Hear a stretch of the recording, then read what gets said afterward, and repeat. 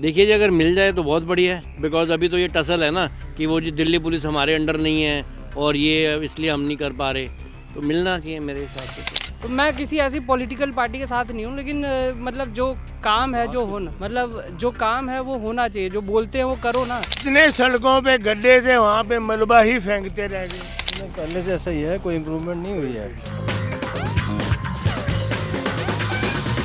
नमस्कार, मैं हूं नितेश तिवारी। दिल्ली में चुनाव का मौसम है और दिल्ली बोली सीरीज़ के तहत हम आ गए हैं पटेल नगर विधानसभा क्षेत्र में।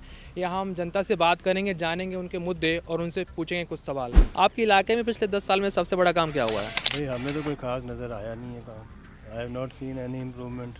सड़कें भी वैसे ही हैं, कूड़े भी वैसे बिखरे पड़े हैं सब जगह पे। ये हॉस्पिटल में थोड़ा सुधार हुआ है और अपना पानी, दिल्ली जल बोर्ड में पानी की तो समस्या है ही। झूठ के अलावा बहुत कम काम हुआ है। लगाए इन्होंने, क्या कहते हैं, कैमरा लगाए हैं सीसीटीवी, मगर आज तक वो चालू ही नहीं हुए। बल्कि कई बार कंप्लेंट भी कर चुकी, पुलिस वालों को भी बोल चुके, आज तक नहीं वो शुरू हुआ। क्या दिल्ली की जनता मुफ्त बिजली पानी पे वोट करती है? करती है। जो चीज़ करती है वो देखो, मैं अब बताता हूँ। जो 200 यूनिट बिजली उन्होंने दी वो ठीक काम किया केजरीवाल ने।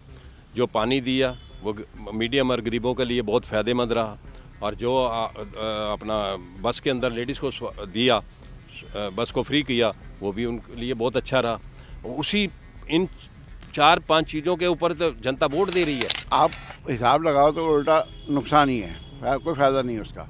200 यूनिट तक कह रहे हैं कि आपको फ्री है, 200 यूनिट के बाद 1 यूनिट भी आपको फालतू होगा तो 200 यूनिट के पैसे देने ही आपको, काहे का वो फ़ायदा हुआ। और उसके अलावा जो टैक्स है वो इतने ज़्यादा है कि पूछो नहीं। सर ये बताएं कि दिल्ली की जो हवा है वो जहरीली हो गई, यमुना नाला बन गया, इसके लिए किसे जिम्मेदार मानते हैं? ऑब्वियसली मुख्यमंत्री जी ने प्रॉमिस किया था 5 साल में मैं क्लीन कर दूंगा बिल्कुल। नेक्स्ट टाइम नेक्स्ट इलेक्शन से पहले आपका सारा ये प्रॉब्लम सॉल्व हो जाएगी। यमुना बिल्कुल ऐसे बढ़िया हो जाएगी कि पूछो ही ना। बता रहे हैं सर, जमुना पिछले 10 साल में नहीं साफ़ हुई तो अब होने की हमें उम्मीद नहीं है।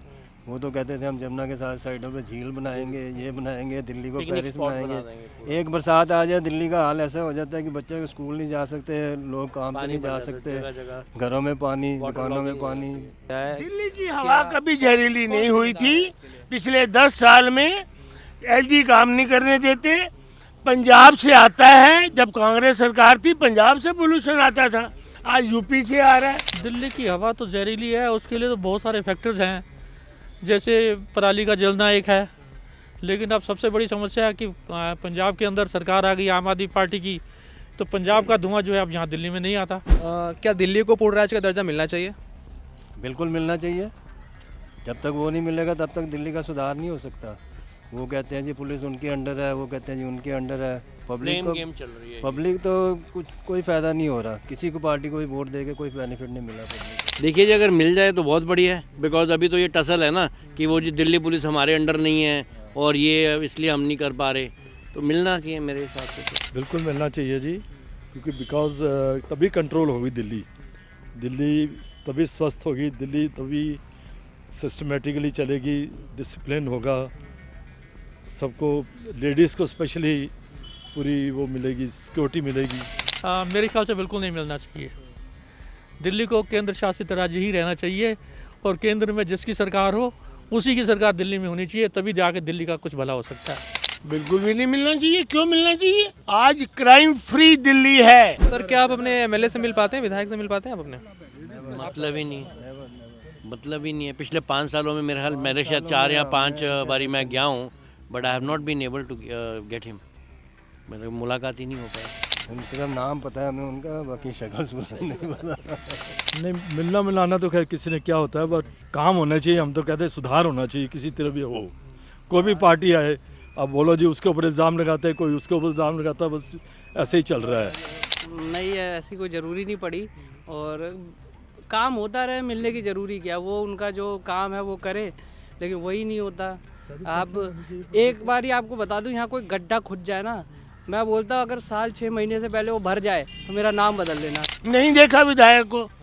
हाँ ये सुना है वो विधायक अब बीजेपी में आ गई है और आप बीजेपी की टिकट पे यहाँ पे अब चुनाव लड़ रहे हैं। वो भी किसी मजबूरी में गए। हमने तो कभी देखा नहीं जी उनकी, अभी तक शक्ल नहीं देखी है ना। फोटो ज़रूर देखी है, आजकल पोस्टर में लगी हुई है।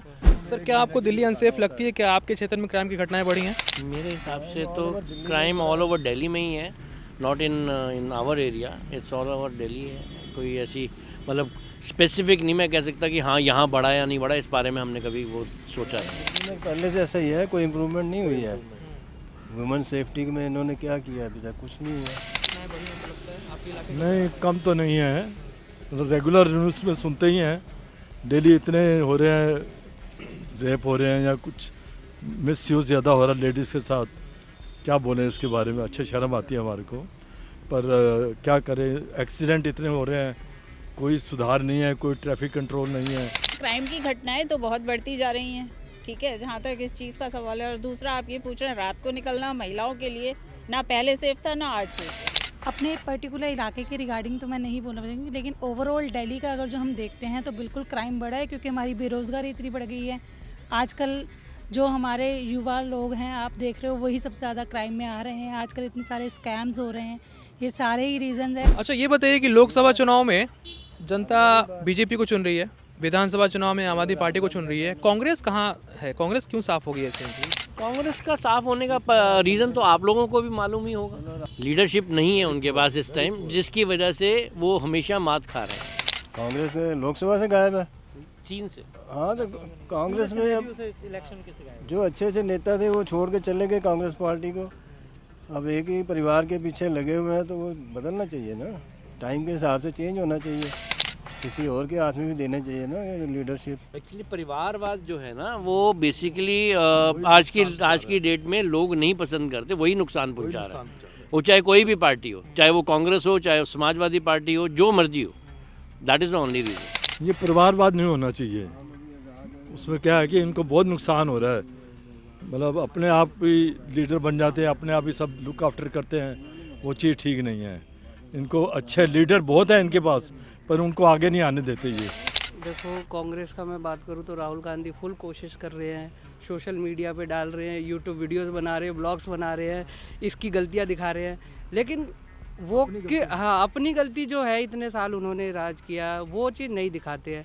तो मैं कहता हूँ कांग्रेस भी अगर अच्छी पार्टी बन सकती है, अगर वो आए, अगर काम करे, करके दिखाए कुछ। देखो, उस टाइम जब आम आदमी पार्टी यहाँ आई थी, जिस हिसाब से उन्होंने अन्ना हज़ारे जी ने आंदोलन किया था, जिसकी वजह से केजरीवाल जी एंड पार्टी सब आए, तो उस टाइम पब्लिक ने एक मौका दिया इन लोगों को कि भाई आप आओ और काम करो, और शायद सुधार हो रहे, और लोगों ने पूरा साथ भी दिया। इसीलिए चुना था उन्होंने, सोचा था कि नई पार्टी आ रही है, शायद पब्लिक के फेवर में काम होगा, दिल्ली का सुधार होगा, खुशहाली होगी।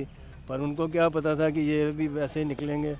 क्या करें, पब्लिक तो ऐसे ही है ना, इधर से दुखी होती है तो उधर वोट दे देती है, उधर से दुखी होती है तो उधर दे देती है। नहीं, मैं तो एक ही चीज़ जानता हूँ, there should be good opposition. मतलब कोई भी पार्टी आए, उसको ये डर लगे कि मतलब अगली पार्टी कुछ काम करे, अगले साल डर के काम करवाए अपना, कि अगली बार फिर मैंने आना है। नहीं तो अदरवाइज़ कोई परवाह नहीं करता इस चीज़ में।